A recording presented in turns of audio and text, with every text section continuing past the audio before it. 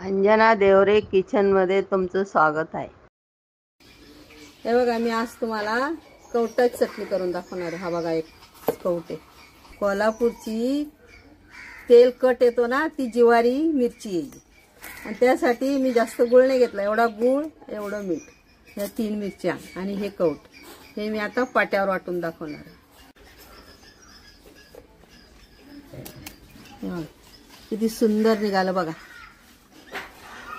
चटणी करायला।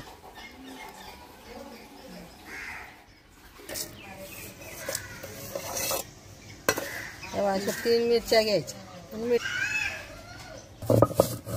चट वाटायचं म्हणजे बिया पण छान रगडल्या बघू वाटल्या जातात खरं।